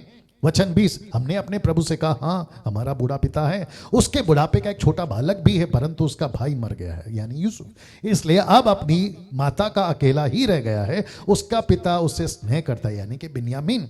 तब तूने अपने दासों से कहा था, उसको मेरे पास में लेकर आओ। मतलब वो यूसुफ को बोल रहा है, जिससे मैं उसको देखूं। वचन 22 तब हमने अपने प्रभु से कहा था, यह लड़का अपने पिता को नहीं छोड़ सकता, नहीं तो उसका पिता मर जाएगा। अब जरा सा क्या कहते हैं ना, यूसुफ की हालत खराब हो रही है, क्योंकि यहूदा इस तरीके से एक्सप्लेन करता है कि यूसुफ टूट जाता है। कैसे, मैं आपको बताता हूं। लिखा है वचन 24, इसलिए अब हम अपने पिता तेरे दास के पास गए, तब हमने उनसे अपने प्रभु की बातें कही। तब हमारे पिता ने कहा, फिर जाकर हमारे लिए थोड़ी सी भोजन वस्तु मोल ले आओ। वचन 26 उसने कहा, हम नहीं जा सकते। हाँ, यदि हमारा छोटा भाई हमारे संग रहे तब हम जाएंगे, क्योंकि यदि हमारा छोटा भाई हमारे संग ना रहे तो वह पुरुष यानी कि यूसुफ के सम्मुख ना जाने पाएंगे। वचन 27 तब तेरे दास मेरे पिता ने हमसे कहा, तुम तो जानते हो मेरी स्त्री से 2 पुत्र उत्पन्न हुए। वचन 28 उनमें से एक तो मुझे छोड़ ही गया, मतलब याकूब की बात हो रही है। मैंने निश्चय कर लिया कि वह फाड़ डाला गया होगा, तब से मैं उसका मुंह ना देख पाया। वचन 29 अंत यदि तुम उसको भी मेरी आंखों की आड़ में ले जाओ, में से ले जाओ, और कोई विपत्ति आ पड़े तो तुम्हारे कारण मैं उस बुढ़ापे की अवस्था में शोक के साथ अधोलोक में उतर जाऊंगा। वचन 30 इसीलिए जब मैं अपने पिता तेरे दास के पास पहुंचू और ये लड़का संग ना रहे, तब उसका प्राण जो उसी पर अटका रहता है, किसका? याकूब का, बिन्यामीन पर। वचन 31 इस कारण ये देखकर कि लड़का नहीं है वह तुरंत ही मर जाएगा। अब याकूब, माफ करें, यूसुफ और टूट रहा है। मैं आपको बताऊंगा कैसे। वह तुरंत ही मर जाएगा। तब तेरे दासों के कारण तेरा दास हमारा पिता जो बुढ़ापे की अवस्था में है शोक के साथ अधोलोक में उतर जाएगा। वचन 32 फिर तेरा दास अपने पिता के यह कहकर इस लड़के का जामीन हुआ है, यदि मैं उसको तेरे पास ना पहुंचा दूं तो तब तो मैं सदा के लिए तेरा अपराधी ठहरूं। कौन? यहूदा। ये बेन्यामीन का जिम्मेदारी लिया। वचन 33 इसलिए अब तेरा दास, ब्रैकेट में यहूदा, मतलब तेरा दास मतलब यहूदा कह रहा है कि तेरा दास मतलब यूसुफ, मैं तेरा दास इस लड़के के बदले, किसके? ब्रैकेट में भी मतलब बिन्यामीन, अपने प्रभु यानी यूसुफ का दास होकर रहने की आज्ञा पाए, और ये लड़का को जाने दे, ये लड़का अपने भाइयों के संग जाने दिया जाए। वाह अब आप समझे इसका कनेक्शन मैंने यीशु से क्यों किया, यीशु से, मसीहा से क्यों किया। यीशु भी हम सब के बदले में, जैसे यहूदा बेंजामीन के बदले में। और ये ना बात समझ में क्या सटीक है और क्या प्रकाशन है। दोस्तों आगे बढ़ना चाहूंगा क्योंकि वक्त का भी ध्यान रखना है। क्योंकि लिखा है, क्योंकि लड़के के बिना संग रहे मैं कैसे अपने पिता के पास जा सकूंगा। ऐसा ना हो कि मेरे पिता पर जो दुख पड़ेगा वह मुझे देखना पड़े। मैं नहीं जा सकता। यह खत्म हो गया 44 आयत 44 अध्याय 44, माफ करें। अब यह रहा लास्ट चैप्टर। मुझे खुशी है अभी मैं इस चैप्टर को आपके बीच में रख रहा हूं, बट मैं चाहता हूं कि मेरे साथ कनेक्ट रहे। कुछ सेकंड दीजिए। जी वाह लिखा है यूसुफ का भाइयों पर प्रकट होना। अब मैं चाहता हूं अपनी सीट बेल्ट बांध के रखो। खुद को मजबूत रखो। मुझे नहीं पता आपका मोबाइल का डेटा, मोबाइल का मतलब सिम कार्ड का डेटा, आपका कितना साथ देगा, लेकिन जैसे तैसे अगर आप अभी नहीं देख पाएंगे तो जब अपलोड हो जाएगा ना तब देख लेना। आइए शुरू करते हैं, लेकिन मैं ध्यान रखूंगा थोड़ा वक्त का, ठीक है ना। लिखा है वचन 1 में, तब यूसुफ उन सबके सामने जो उसके आसपास खड़े थे अपने को और रोक ना सका। मैंने क्या कहा था, वो अभी टूट रहा है। यूसुफ बाप की बातें सुनकर टूट रहा है, बेंजामीन की बातें सुनकर टूट रहा है, क्योंकि उसकी खबर उनको मिल रही है और यहूदा ने बीच में की मध्यस्थी, यहूदा ने ली जिम्मेदारी, यहूदा ने कराने जा रहा है मेल मिलाप। क्या बात है, रिकंसिलिएशन। और यहूदा आज के युग में यीशु, वो बाप से हम दूर हैं। वो बेंजामिन कौन है मुझे नहीं पता, हो सकता है अभी आप जो देख रहे हैं सुन रहे हैं, मेरा हिंदू मुस्लिम सिख ईसाई बुद्धिस्ट यहूदी आदिवासी, आप कौन है मुझे नहीं पता, लेकिन एक व्यक्ति ले रहा था जिम्मेदारी और उसने ऐसी जिम्मेदारी निभाई कि यूसुफ टूट गया।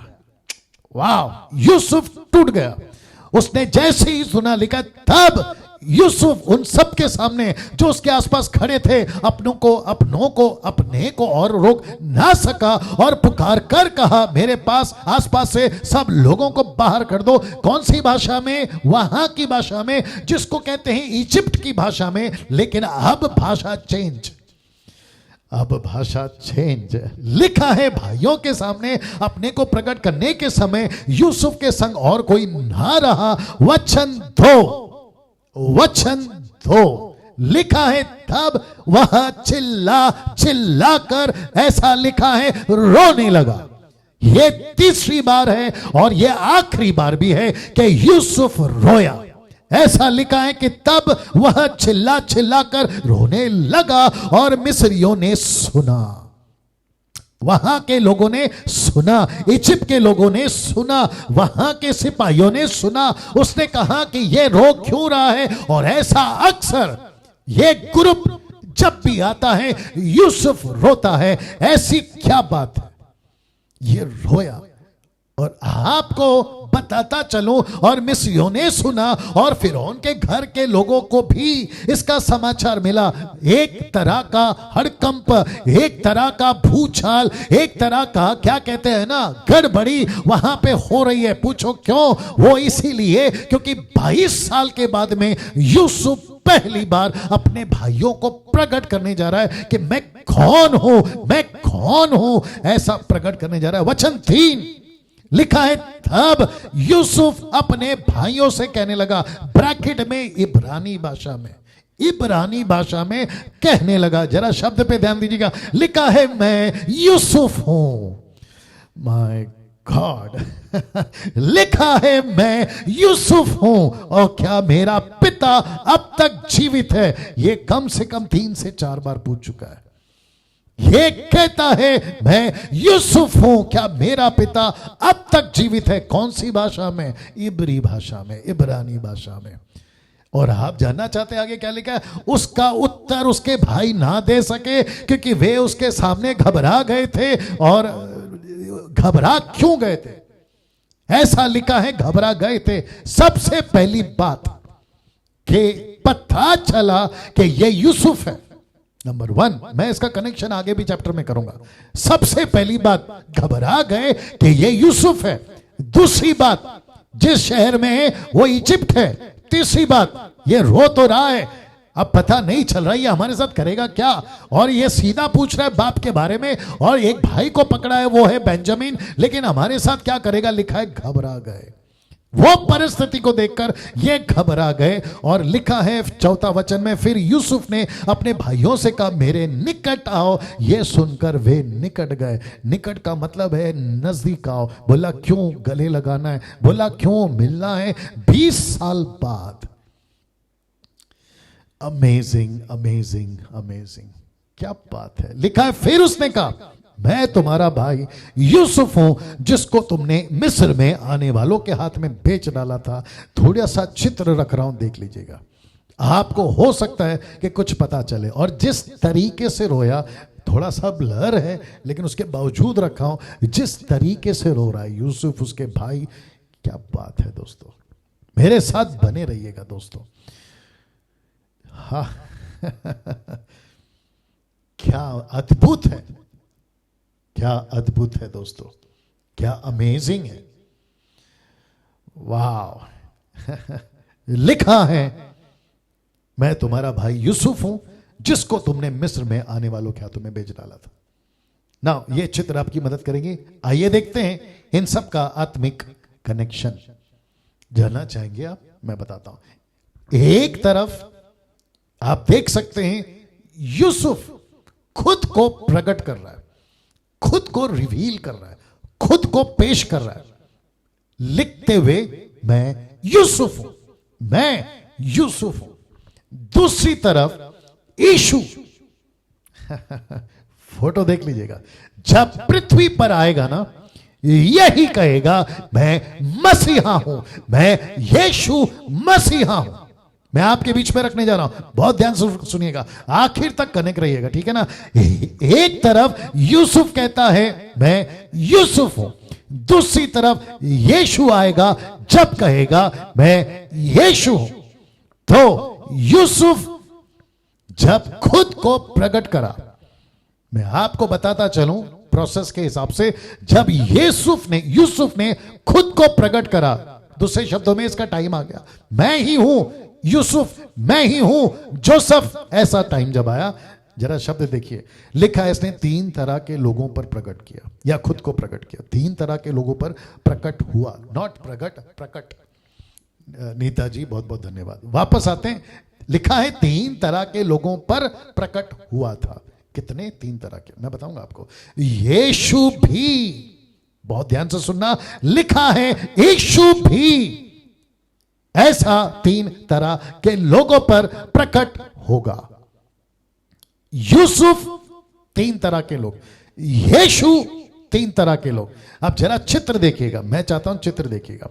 एक तरफ कलीसिया, दूसरी तरफ यूसुफ के भाई, पहला कनेक्शन जिसके ऊपर प्रकट हुआ। यीशु का कलीसिया को लेने आना। जैसे यूसुफ ने अपने भाइयों को प्रकट करा, यीशु भी अपनी कलीसिया को लेने आएगा। तो ये कनेक्शन। दूसरा, यूसुफ ने अपने पिता याकूब को, लेकिन नाम चेंज हो गया है, अभी नाम चेंज हो गया। नाम क्या है? इज़राइल। तो जब यीशु आएगा तो लिखा है यीशु प्रकट होगा इज़राइलियों पर। तो यूसुफ ने प्रकट किया भाइयों पर, यीशु प्रकट होगा कलीसिया पर। दूसरा, यूसुफ प्रकट हुआ याकूब यानी इज़राइल पर, यीशु लेने आएगा इज़राइलियों पर। यह रहा एक और फोटो जो कि बताता है कैसे यीशु आएगा। नाउ यह रहा तीसरा कनेक्शन। आपको पता है यूसुफ ने किसके साथ में जैसे ही प्रकट हुआ, किसको किसको पता चला? लिखा है भाइयों को, लिखा है पिता को यानी इज़राइल को, लेकिन तीसरा कौन था? वो था इजिप्ट, वो था मिस्र। और मिस्र किसको दर्शाता है? संसार को, वर्ल्ड या वर्ल्डली। यीशु प्रकट होगा पूरे संसार पर। वाह दोस्तों, कैसा लग रहा है? कैसा लग रहा है? ये जो बगल में है ना, ये संसार है। मैंने बच्चे रखे हैं वहां पे, मतलब बच्चा रखा है, संसार बच्चा।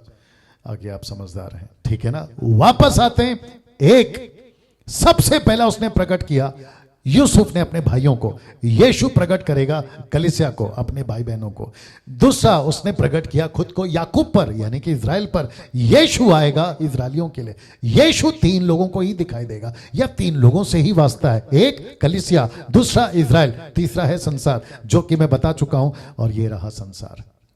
दोस्तों, मैंने कहा था फेसबुक में, आज आपके बीच में ये रखूंगा मैं। नाउ वचन 5, क्योंकि मुझे समाप्त करना है। लिखा है, अब तुम लोग मत पछताओ और तुमने जो मुझे यहां बेच डाला इससे उदास मत हो, क्योंकि परमेश्वर ने तुम्हारे प्राणों को बचाने के लिए मुझे तुम्हारे आगे भेज दिया है। अब आपको याद होगा ना कि जब यूसुफ को बताया गया था ना उसका सपना, इन्होंने विश्वास नहीं किया। अगर विश्वास करते ना तो आज स्टोरी कुछ अलग होती। लेकिन आपको पता है एक आदमी है जिसका नाम है सांप। मैं आखिरी 50वें अध्याय पे उसको मैं फिर से लाऊंगा। तीसरे अध्याय पे मैंने लाया था, 50वें अध्याय पे लाके खत्म करूंगा, जिसको कहती है वही पुराना सांप। ये उसकी क्या कहते हैं ना, कारनामा। वचन 6, थोड़ा सा बर्दाश्त करिए। वचन 6, क्योंकि अब 2 वर्ष इस देश से अकाल है, इस देश में अकाल है, और अब 5 वर्ष और ऐसे ही होंगे कि उनमें ना तो हल चलेगा ना अन्न काटा जाएगा। इसलिए परमेश्वर ने मुझे तुम्हारे आगे इसलिए भेजा कि तुम पृथ्वी पर जीवित रहो और तुम्हारे प्राणों को बचाने से तुम्हारा वंश बढ़े। जरा वचन 8 देखिए। इसी रीति अब मुझको यहां पर भेजने वाले तुम नहीं, परमेश्वर ही ठहरा। उसी ने मुझे फिरौन का पिता सा और उसके सारे घर का स्वामी, सारे देश का प्रभु ठहरा दिया। किसको? यूसुफ को। अब आप देखिए पवित्र आत्मा की लीडिंग में इसके मुंह से क्या बात निकल रहा है। ये बोल सकता था इनका गला काट दो, इनको जेल डाल दो, मैं तुमको कभी माफ नहीं करूंगा XYZ, लेकिन इसने ऐसा कुछ नहीं किया। नाउ वचन 9, अंत शीघ्र मेरे पिता के पास जाकर कहो, मेरा पुत्र, माफ करें तेरा पुत्र यूसुफ इस प्रकार कहता है, बहुत ध्यान से सुना, कि परमेश्वर ने मुझे सारे मिस्र का स्वामी ठहराया, इसीलिए तू मेरे पास बिना विलंब किए चला। एक कनेक्शन आ रहा है एक कनेक्शन आ रहा है। आपको पता है इज़राइल, मेरे को फिर जाना पड़ेगा पीछे, कौन सा वचन में था याद रखना, ठीक है ना। अभी मैं वचन 9 पढ़ा रहा था, ठीक है ना, याद रखना। देखिए याकूब का नाम क्या है? इज़राइल। और मैं किसकी बात कर रहा था? इज़राइल। ये कनेक्शन अभी मिला, इसलिए बता रहा हूं।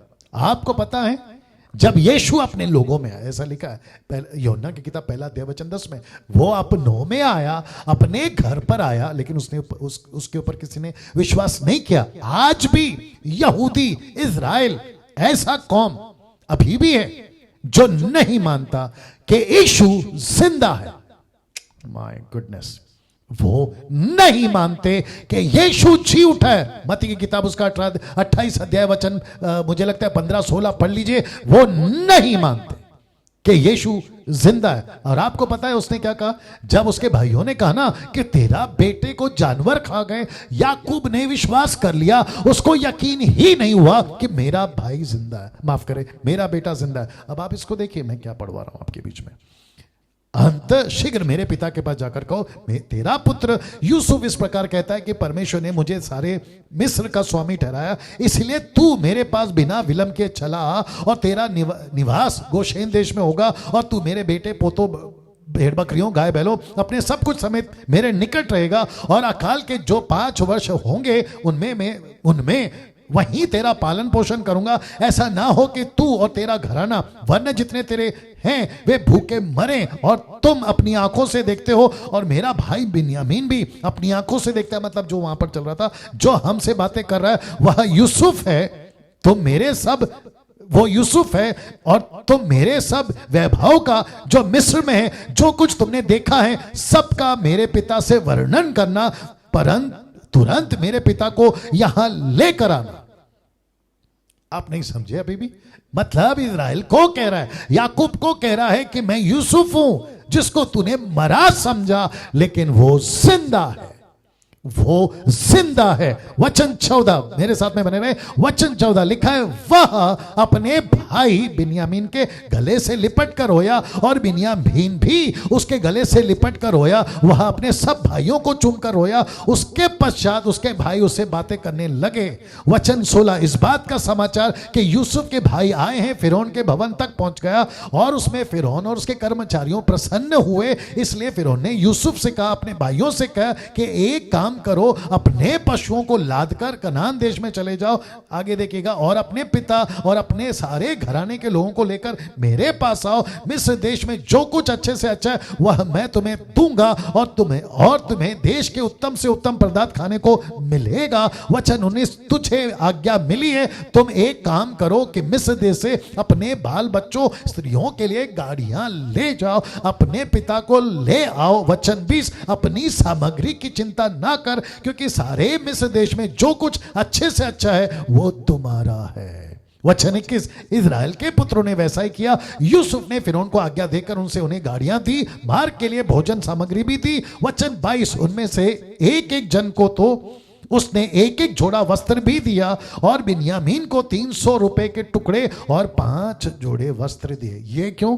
क्योंकि वो परखना चाहता था कि इन भाइयों को अभी भी जलन है, इनको तकलीफ होती है, क्योंकि यूसुफ के कपड़े से हुई थी। वचन 23, अपने पिता के पास उसने जो भेजा वह ये था, अर्थात मिस्र की अच्छी सी वस्तुओं से लदे हुए 10 गदहे और अन्न रोटी, उसके पिता के मार्ग के लिए भोजन वस्तु लदी हुई 10 गदहियां। वचन 24, तब उसने अपने भाइयों को विदा किया और वे चल दिए, और उसने उनसे कहा मार्ग में कहीं झगड़ा ना करना, क्योंकि उसको अच्छे से पता था अब इतना सब कुछ मिला है, इजिप्ट हमारे भाई का है और सब कुछ हमारा है, वापस से कहीं ढीले ना पड़ जाए, इसका डर के चलते उसने कहा कि आपस में झगड़ा नहीं करना। वचन 25, मिस्र से चलकर वे कनान देश में अपने पिता याकूब के पास पहुंचे, और उसने ये वर्णन किया, यूसुफ अब तक जीवित है।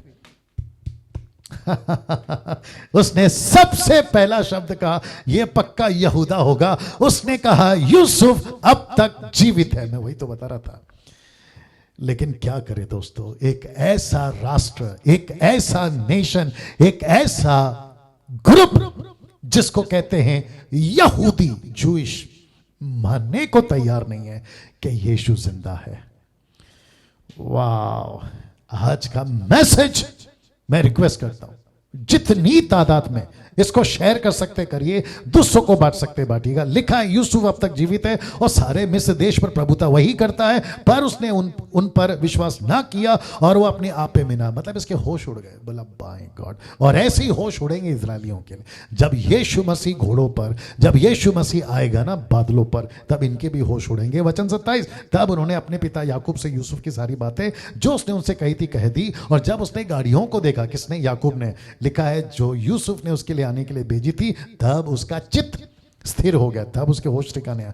बोला बाप रे, अच्छा ये तो सच में पक्का जिंदा है ना। आगे देखिए वचन 28, ये आखिरी है, कल बात करूंगा बाकी। लिखा इजराइल ने कहा, बस मेरा पुत्र यूसुफ अब तक जीवित है, मैं अपनी मृत्यु से पहले जाकर उसको देखूंगा। मतलब फाइनली याकूब को भरोसा हो गया, इजराइल को भरोसा हो गया कि यीशु जिंदा है। जितने इजरायली अभी, यहूदी अभी आप लोगों के पास में मेरी वीडियो पहुंचती है, अगर ऐसा कोई यहूदी, ऐसा कोई इजराइलाइट, ऐसा कोई इजरायली जो मुझे अभी सुन रहा है और तुमको यकीन नहीं है कि 2000 साल पहले यीशु मसीह यीशुस क्राइस्ट मरा था, जी उठा है, यकीन करो, नहीं तो बहुत देर हो जाएगी।